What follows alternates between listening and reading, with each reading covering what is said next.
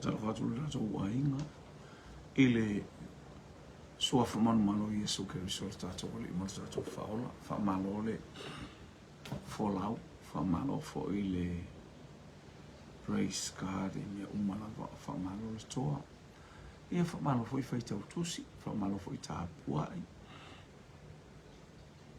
mo le anga le fa lu faita talo ia o tata mo mele vai ngā malanga mai sa vai i pisi la i titi a nei fa i mo nei vai yaso pisi la i titi a ono fo fuanga tono le ainga stas fo uso ia o ta pena fo i hanga ia tu lona no e fai fi awai ia den fai tu ua e ton fai mea le vava ai mai a tatou le whana wale atua a le vava ai mea tatou ainga ia te tatou pe tatou te mana tu ia pole a fo se me ofia mo mea ita a tau lana o iai a whaaftai tele whaaftai atu lau sunga le whaaton le la o most time nei ia vi ia leli praise God le ua angai mai samba i o wha mai moe wha ina i upolu Hallelujah i se teimi ia ona whatau no le po tae au manas freile ia vi ia leli ia ngai atu asto na ia sa ni ia le atua ia e te talo mai mo mi alau talo wha mo a inga e mama mea umal tato ngā lue whatasi mo tato pulpuli lima whatasi ai mai ino lau polo kalame Hallelujah ia o uli tai tasi vi ia leli o vai ainga vai tau mafutanga mo le ainga o le whatuatu ia whaupopo atong i tutonu o se fruit ia po o se po le hapo le slase vai ainga se tungia i tonu lau supo Hallelujah o lo tau mafa ia tofu malo lo tofu fia tu ia hilo oli ia sanga vi ia le atua fatalo fatu le fatonu angel tau ia leli malo soifua ia ia leli tato po kalame fatalo fa Anthony Tanumasa aingo Tanumasa family fatalo fatu fo to ina mai tonu mo le poni malo fo inga lue malo fo mo por kalame la se le taimi ma le taimi ia la mona le oli mal fanga etia pe ava yatu i nai por kalame nei tatu ti va ia tatu nga lue fatasi mo tatu tu fatasi au wa se li inga o le atua ia le atua la vi inga le fa manu ma le fa ane tanga vi ia le atua ale winga na tato por kalame pe on tato ia ile nei ba e ngau le aso. God is good all the time. Hallelujah. Praise God o tau ka wika maile wita mele ya praise God. Ia ia le atua fatalo fatu Hallelujah talo fatu malponi ia leli o mai malponi ni vai ngole o uli o ni tae ya te utou po le te leiva ia po le te leiva ya te utou talo fatu foi Brisbane talo fatu so svaenga New South Wales ia ele nga le talo fatu foi so svaenga foi le Kiwi New Zealand ia Wellington au kilani ata foi le kalai state se i ho lava i le vaenga pito Southland i Chicago i amno umalava kele ko lio fa savalo waina tala lava ia anga i meltato por kalame ai mainu e mamau lala o fele tu e te tu wai o fele tu e te tauna e tu wai i le teimi o le whaamasinonga le atua. O le mea iei ma moe po le mea iei oti. O fea le itu, o le itu le iei ma moe po le itu iei oti e ta taun tatu tu wai i le teimi o le whaamasinonga le atua. Ai mainu e mamao le ala. Praise God.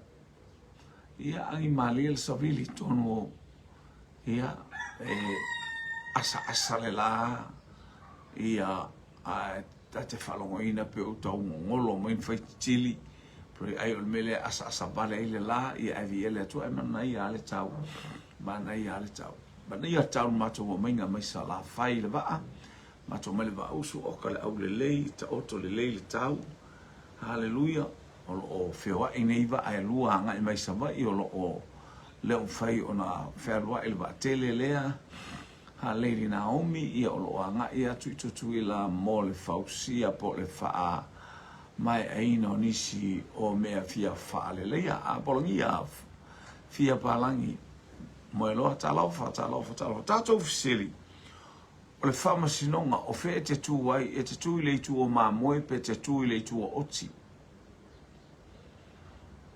Haleluia wala aulia i tatou le faa masinonga la le fo i tu wai ma moe ma oti o fea le tu e te tauna e tu wai te tu i le tu o ma moe pe te tu i le tu o oti i ia le ali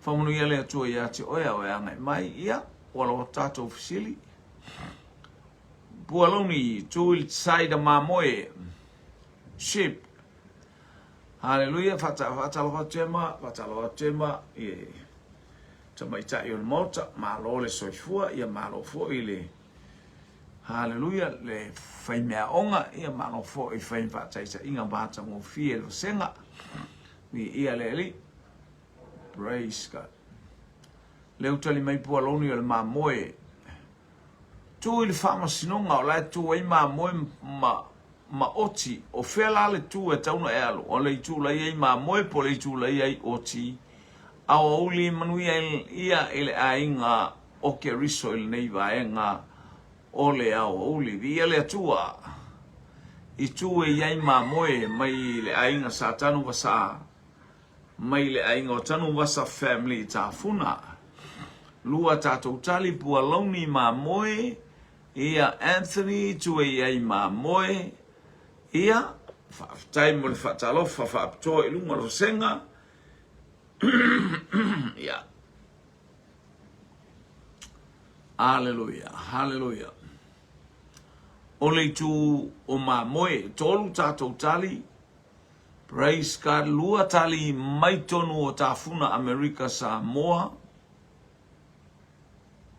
Oh, leai. Sea. Praise God. Oh. Tasil tali mai Amerika Samoa, tasil tali mai New Zealand, tasil tali mai New Zealand, tasil tali mai Malponi, Hawaii, Australia. Ai mai nu e maole ala. To God be the glory. Praise God, praise God. Hallelujah. Thank you Jesus. Thank you Jesus. Praise God.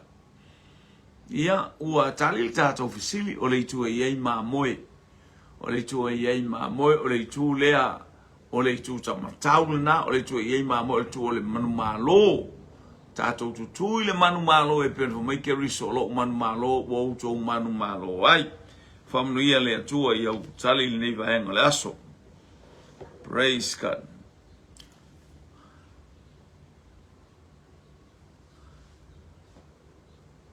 O ai le nuu, e whaatusa i e kalesia pe a whaavale vālea.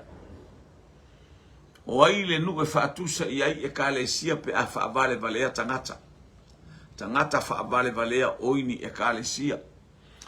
O ai le nu e whaatusa i ni tangata whaavale valea oise e kalesia. Ia nā. Io.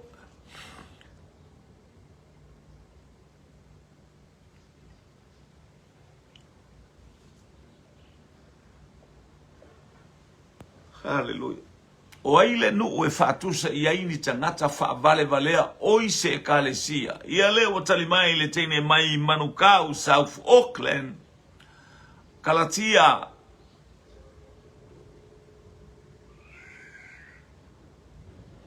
Tasil tali mai New Zealand.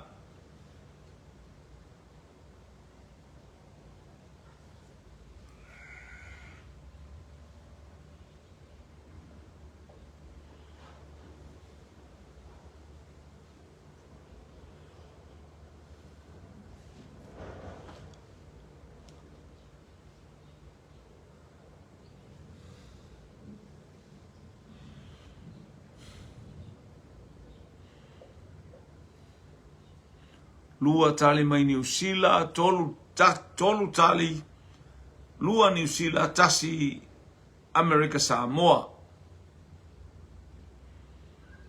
Galatia mtau pue tolu foi mua. Maua pela ua manoa. Hallelujah.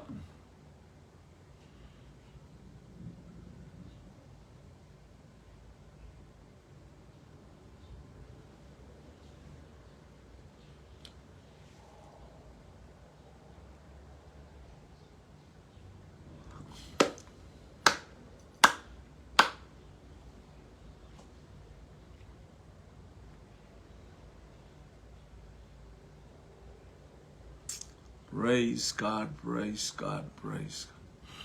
Hallelujah. Ani wasau foi malo ngā lue mon nei auli whaftai. Tai fola. Ni ia leli, tai loto tele. Ia whaftai foi sauni uni. Hallelujah. Ola tā pena, ola sauni uni. Hallelujah. Ia ola tangata. Mai mamao le atua. Whaftai arise and shine. So staimi olo anga i mai ai. Hallelujah, faali mai ai o tau fina ngalo i lunga na tātou penga ta whailangi. Hallelujah, praise God.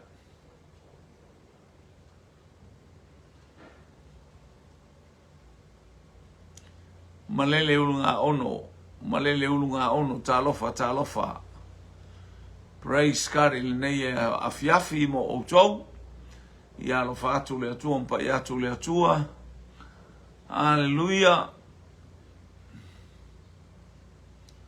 Ia whaftai manuia lau auli niva i sauwhainga ainga ma sauwhainga tau mawhtanga ia whamanuia tele le atua e tusa o tau whaiva ia patalo whatu le ainga lea mai tonu o New South Wales tonu o Australia ia Miriama si mai ka talofa toa fine tatou fisili le iai o ai le ingoa le nuu e whaatusa i ai tangata wā lea. O ai ose oise kāle sia. O ai le ingole nu e whaatusa i ai tangata wā lea oise kāle sia. Ia le li i.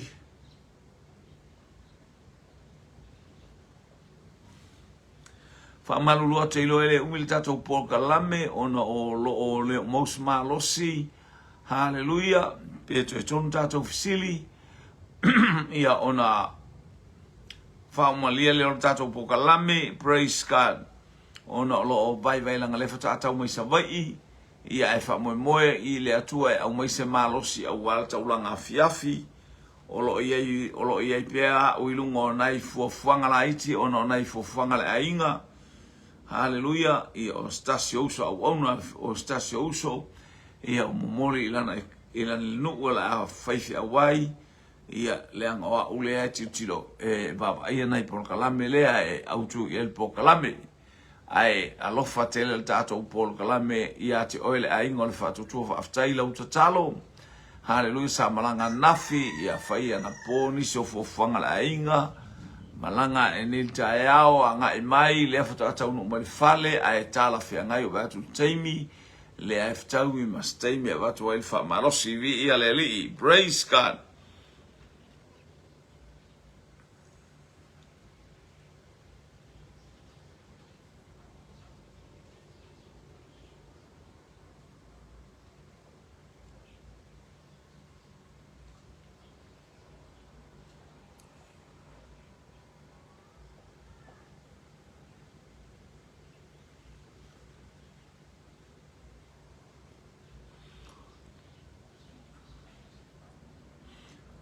Ia pea lenta watu o elingo le nuu a. Pea le sa i le nuu whaelele le sa tau maltuspa ia whata i ta ia tangata. Pea valea umi a pie e o teimi ama o teimi o teimi esfo mela ia luanga ia le utato mawalingo le nuu o Galatia. Praise God.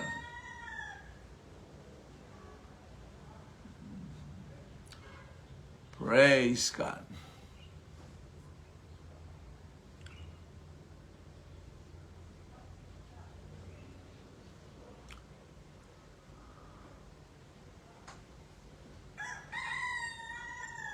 O le afio mai o Yesu ele ia fio mai Yesu o te le sau e ta tala tu la fono. Aia, o le almea Yesu e fai tu, le almea Yesu e fai. Tu sa mo le afio ngā le atu, o te le sau e ta tala tu la fono. A o le ase me fai tu la fono. Ia?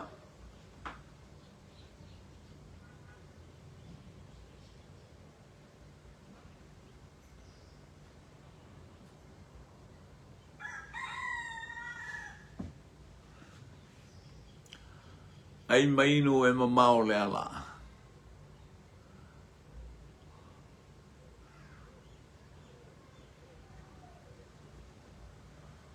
Sara la salo talofa.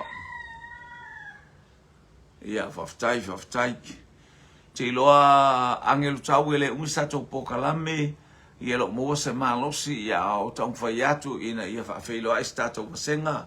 Tau manu ia mai whainga malanga ia ele uman whamoe o whamoe whai mei nei upolu. Ia epe o tape nanga lea sa tau mwhai mai sawai. Ma le whamoe moe moli tonu le ainga.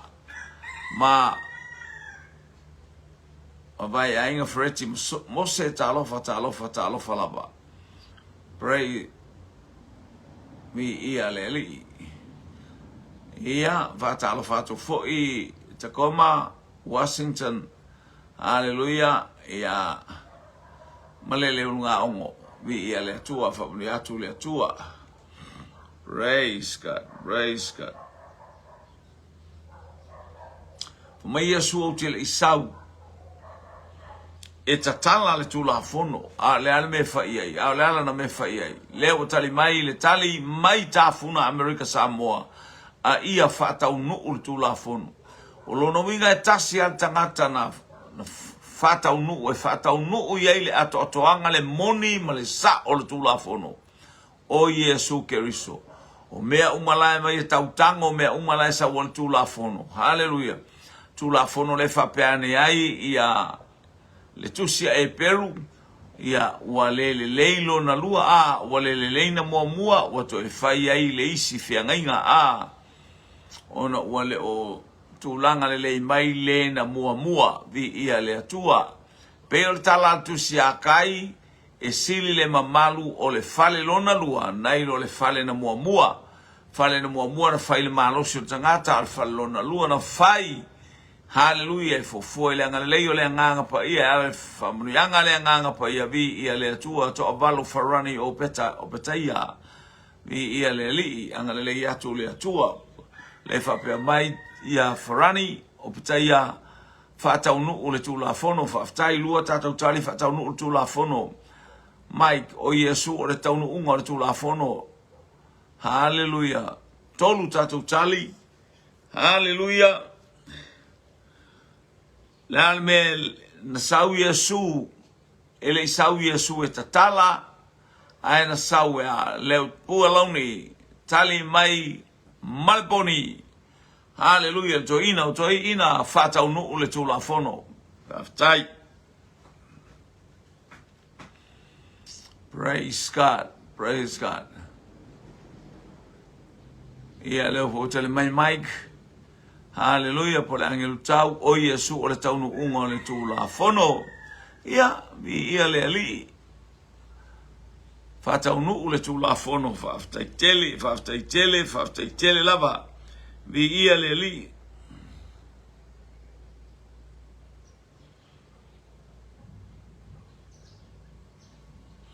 O aina fai ai Yesu, aliua oe, ona e fa malosi le yo uso. A oe pe aliua mai oe, ona e fa malosi ai le yo uso, waftai mai preta. Hallelujah, fata unu tu la fono, Francis i filo, vi ia le li. Praise God.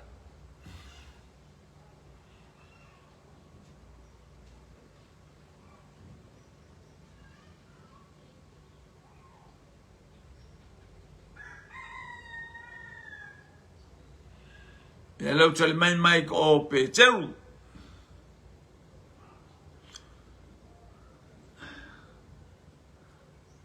Aliua oe, ona e wha malosi le i uso.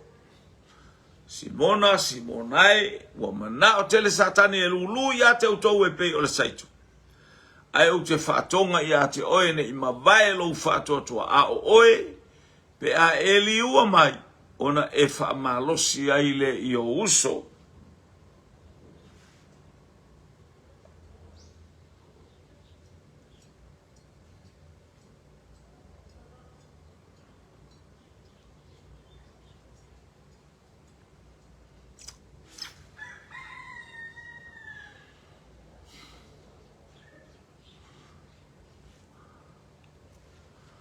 A o oe, pe a liua mai oe, ona e whaamalosi le i lo uso, Anthony Tanuvasa, Simona Peteru, Pualauni Simona Peteru, ni ia le li.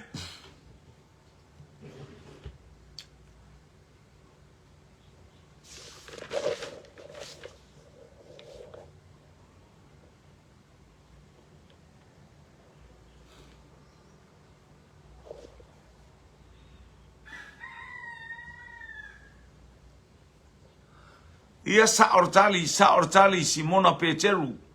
Simona Peteru ole aungani na Yesu ale liua le tangata ele faina fa malos.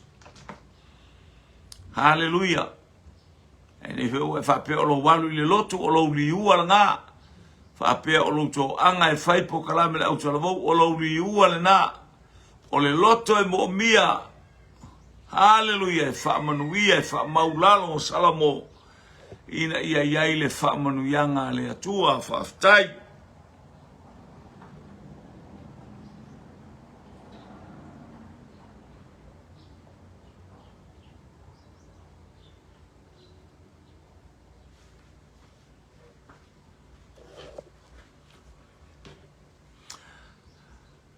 Talavatu wili, talavatu uli, tulieta, talafa tina man malolo. Ia whaamanuia le atua. Praise God.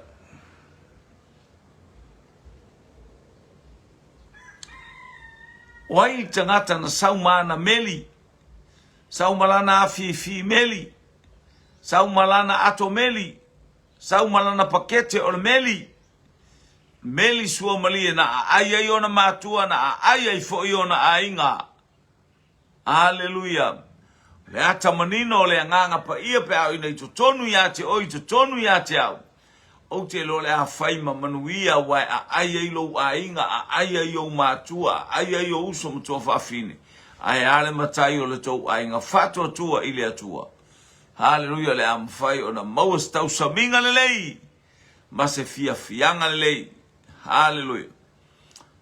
Hallelujah le tau saminga le meli. Ole ai na sauma le meli. O ai na sauma le meli, ai ona matua, ai ona uso, ai toa whawhine, ai fo lato nu ua tamaititi e le mata u. O tamaititi e le, ele ai u, ia e lima fo ai. Ia, se i fai mai sautala.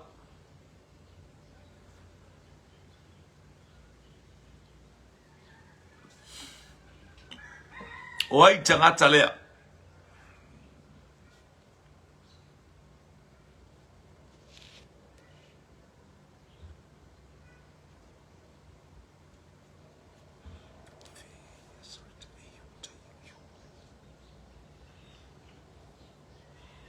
Ia, fatalo fatu titi le sa mai fiti. Ia to fine le mai fiti le o tali mai ia Anthony Tanuvasa Samasoni. Hallelujah, tas tatari wangai mai.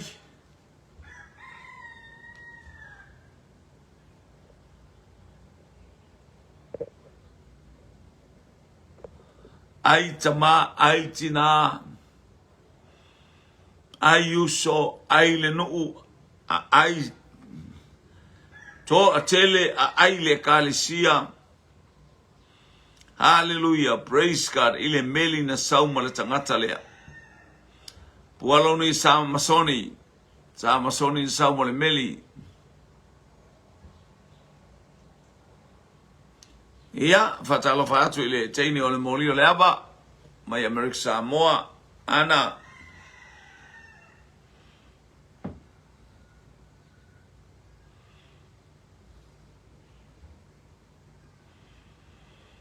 E tangata masia I sawa I ana po ana fai maila ele o le ingola na fai au sana fai alo na tofi ti akono.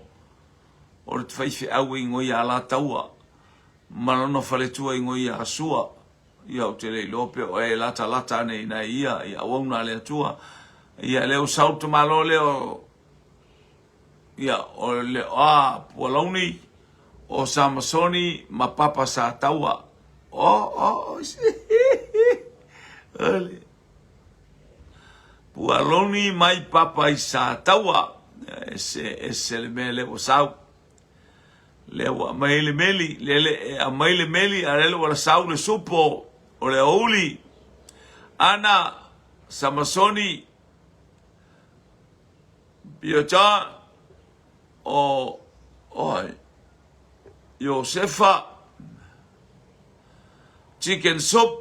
Lele ua sau ia tongi la ia I tutonu ma le tama lele oa. Tamo. O meli. Mea sua malie la le neita. Chicken soup. J. Jimmy Brown. Talofa. Samasoni mai sai pipi oi ka alofa o si ao. Pos fai au soani. Praise God. Sexuality talofa.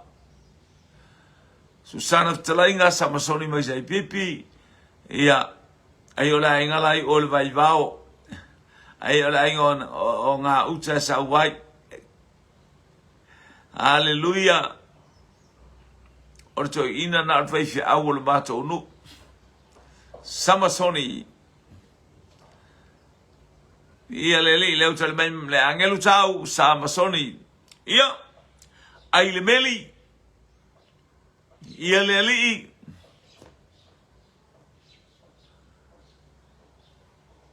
Williamu wayangi talofa le anga mai le vanga ole au oli. Margareta angelu tau Samasoni. Fatalofa atu wayangi. Ia le famu ia le tuan nei vanga ole au oli. Hallelujah. Praise God. Tuna alamaya vi ia le ali.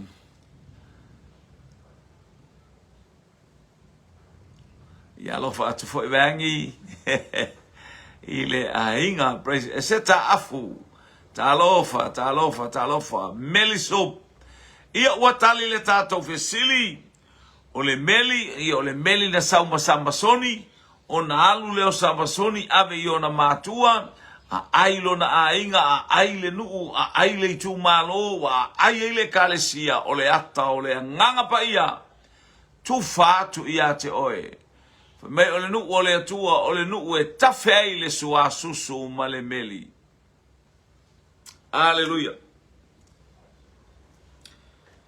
Fetu waile mati le na fitu e Yesu awana itoe aya seisini yo fua.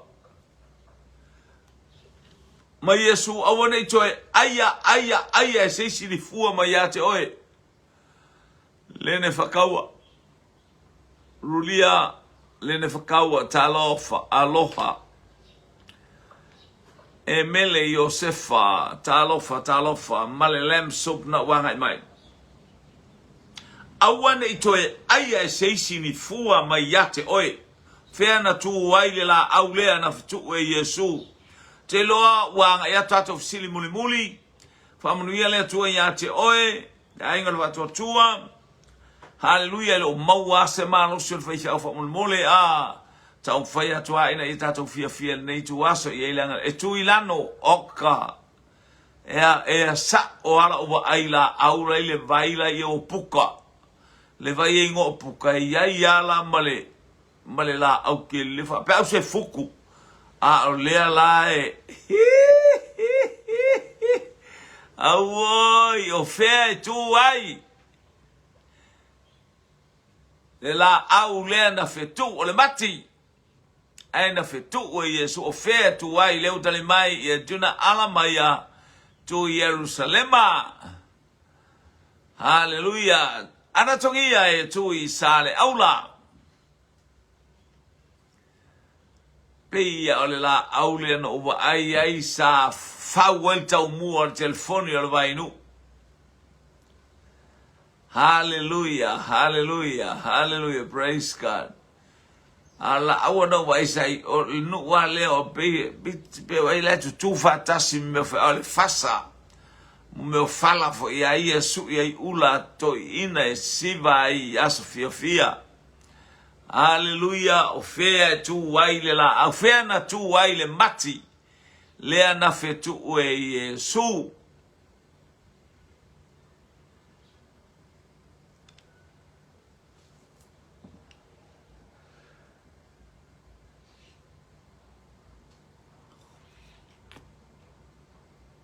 Luau na omi tia talofa.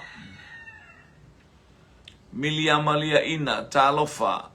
Anatongia, tui Samaria.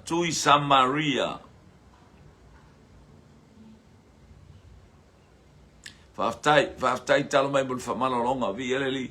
Ka vai sole anga po sole wo mangi kaya o skuli mai le baa. Praise God, ia besile wanga ia tato po kalame. Te ilo tato fsili leo nei aso ia e la fofua tato po kalame. Ina ia se malo si anga awina tuale tato po kalame le po ana nei. Po le afiafi ana nei. Tau lima. Ole awala ia riko isai pipi po aloni faftai. Hallelujah. Ia leli anga leile atua i fuafuanga ole awauli. Male neita alfa manu ya tu le atua. Praise God. Hallelujah, or tula aule tu I petania. Se mea o pete fake ma petania na tu waile la aule le tai awale na o tuaila fitu. Ai o ile isi aso to e usu atu Yesu mano so mai. Oh, Master, see. What happened to the tree? Ia nae fa winga iai le winga o lu fa te tua pe ititia e tautala. Ile ola fa manuia le atua. Ia manuia le nei afiafi. Tau le lima na nei a tau mfo e tol tato polo kalame o le taulanga afiafi. Ia faso I foina se o tato wainga. Petania sa o le lei tali petania. Ia manuia le nei afiafi.